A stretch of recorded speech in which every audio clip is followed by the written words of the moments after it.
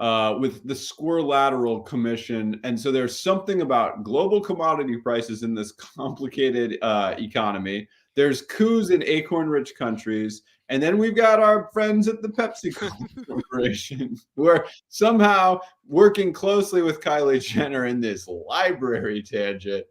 It all makes sense. It all makes sense. Yeah, you might have to if this is the first time watching, you might have to rewatch a few episodes to really get the backstory on that. But that's just baked in the canon by now. That's I that's do all. like the fact that there's a piece of dialogue tag of "Where is Kylie Jenner?" He squeak roared. I thought that squeak roaring is maybe so much more fun than said.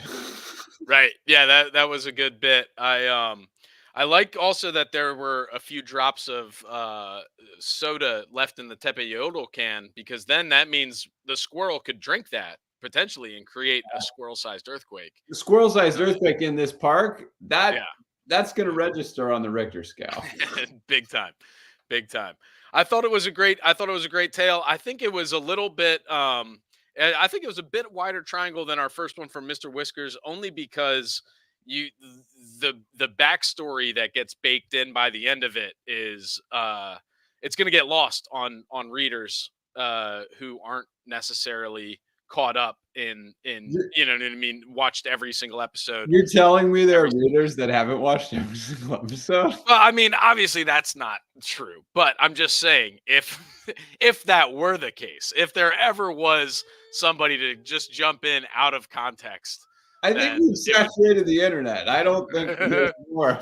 Everyone's up to date on that. everybody knows about Tepe Yoloto Cola and the Kylie Jenner Pepsi Cola The conspiracy. feathered earring. That the only thing that I think could be amiss is the feathered earring that allows you to communicate with the ancestors. We could have gone back to that great, great, great, great, great times 10 and maybe had some dialogue there with that object. Right, right. Yeah, that's a good point. That could have been good.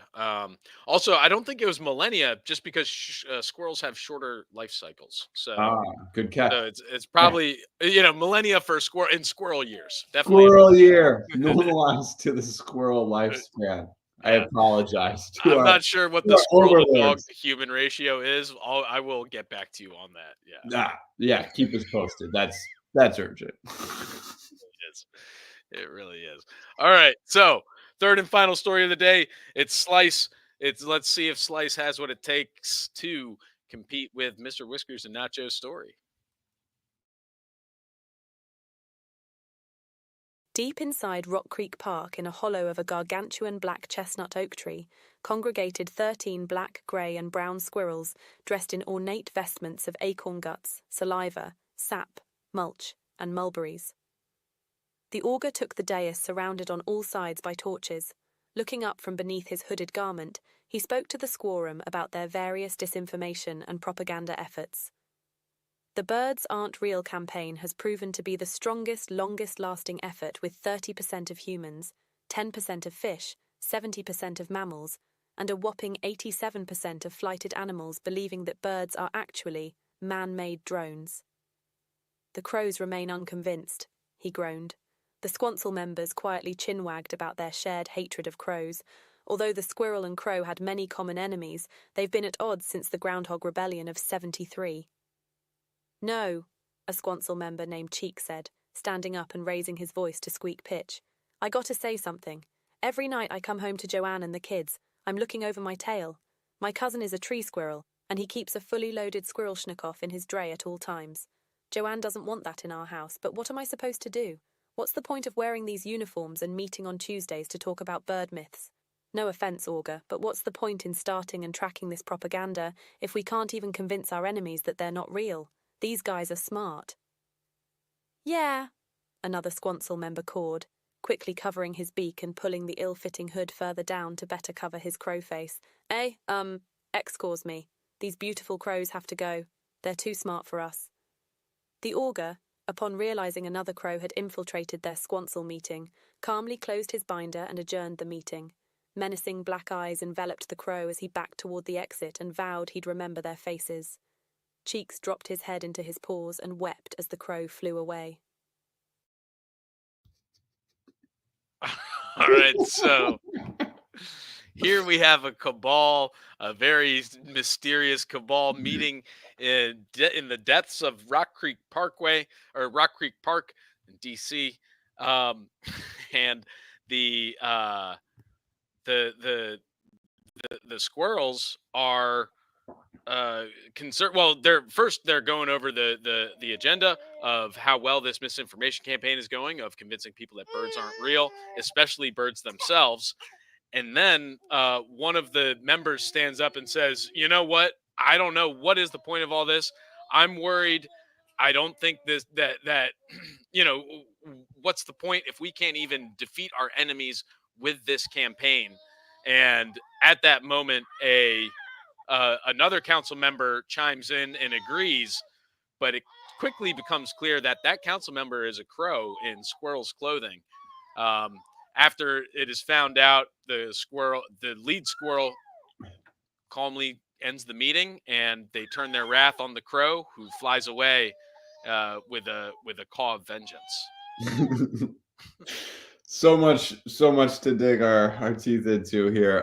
First of all, I thought it was interesting that the ornate vestments of acorn gut, saliva, sap, mulch, and mulberries as this kind of amalgamation of luxury goods to signal that this is indeed civilization, similar to the ornate table of globally imported acorns from the last story. It's a really good use of setting to establish some sort of importance or significance right off the bat to try to do this world building. And then we get into the heart of the matter.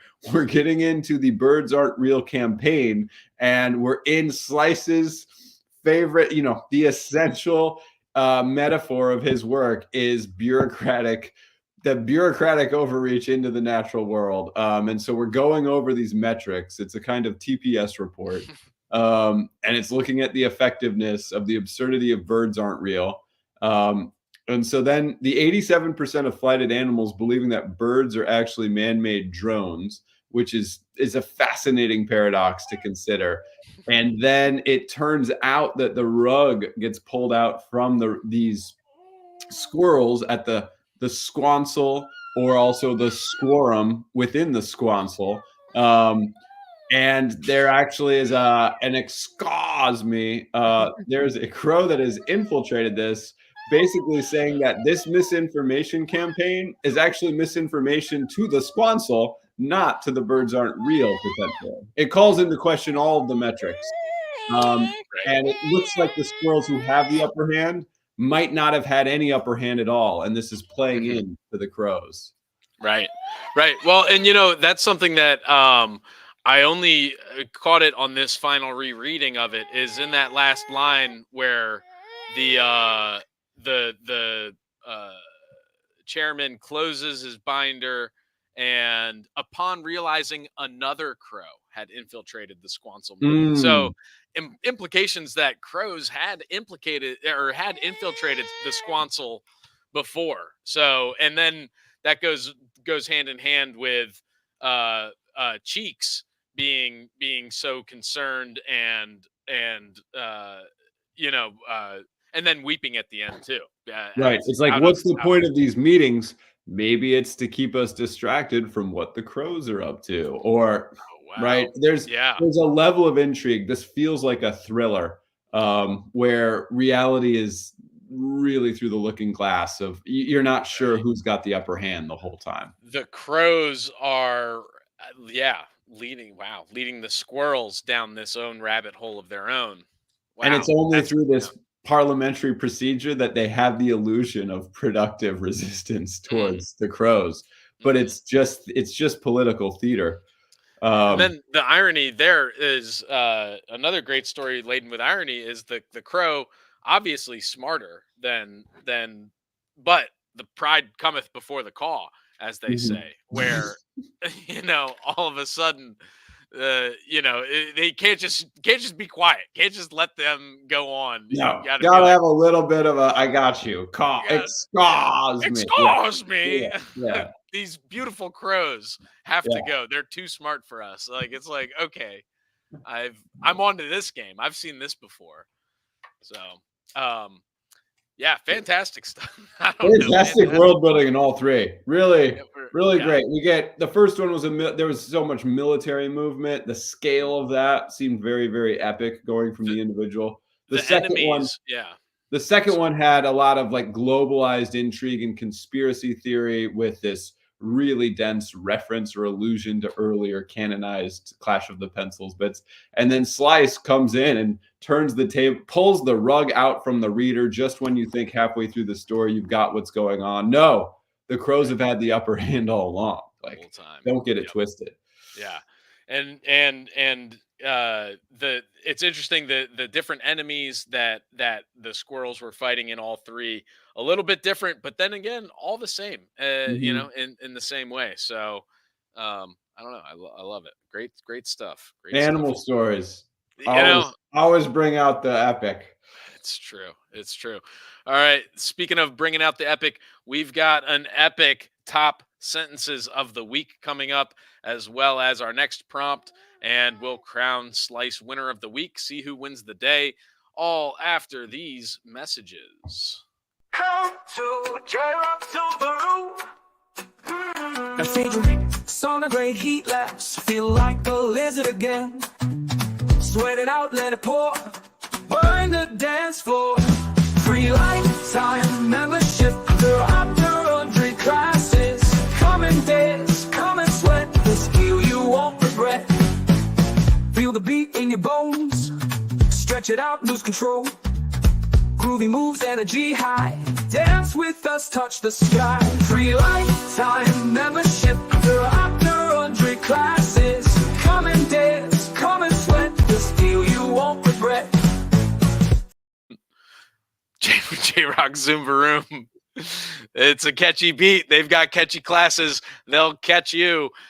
Just got to go to 99 first, and then you'll get free lifetime membership. Every time it'll be rattling in your brain for the rest of the day. It's so true. So true. All right.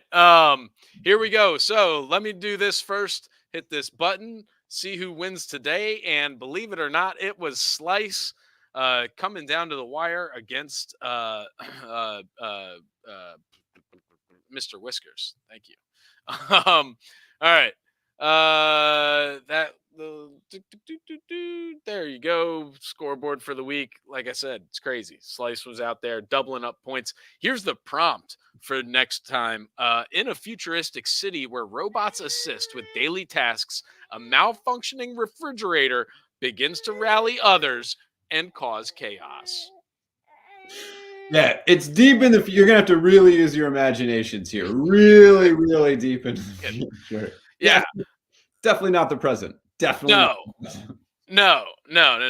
This is not a present refrigerator that just locks you out or something. This is like obviously some sort of sentient You're refrigerator. gonna really use that imagination. Like really use it. Yeah, it's rallying other refrigerators and other robots. I mean, come on. It's futuristic. It's crazy talk. So, anyways, sounds like setting is going to be a big one on that. Excited to see what our authors come up with over the weekend. And here we go. Top 5 sentences of the week or so. Maybe a little bit more than 5 sentences. All right. Let me just pull it up. Hold on. Lid the kid. Saying, get to this deadline. People don't have the attention spans for this. Yeah, this is brutal, guy. What are you doing? All right. You ready?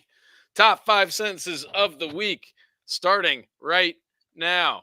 All right, what a guy. National Slime Day. What a day. Today, our 5th grade gym teacher came up to us and said, by the way, I have a PhD in physical education. I earned the title of coach at least. I could have you call me doctor.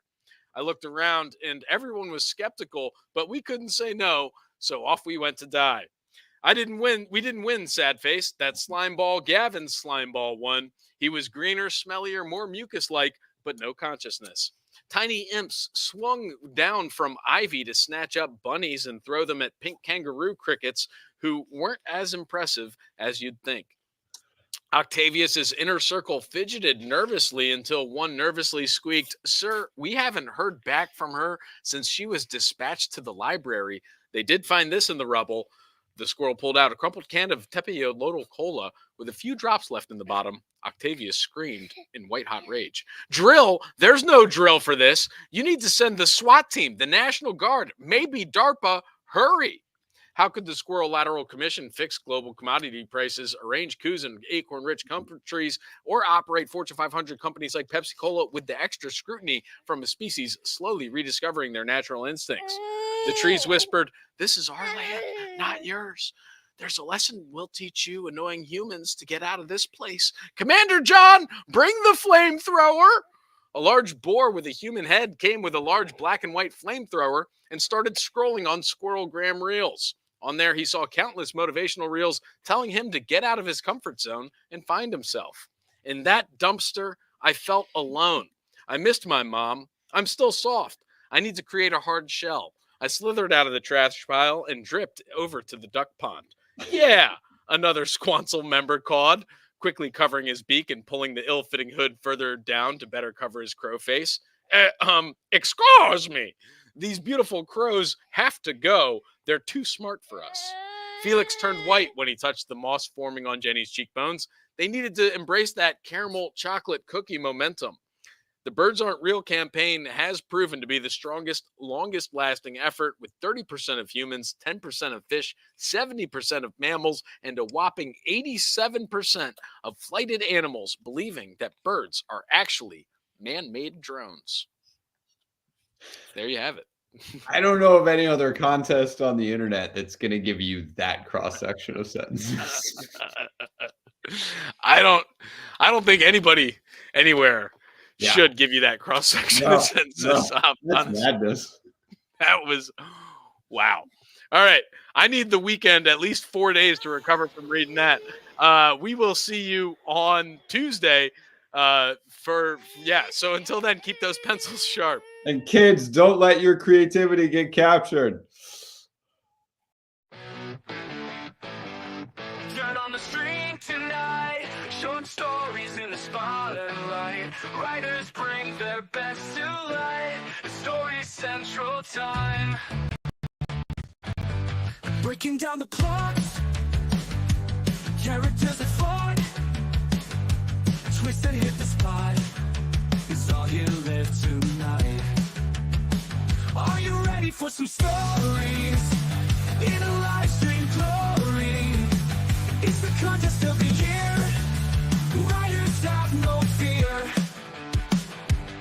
Catch the suspense unfold. Feel the tales being told.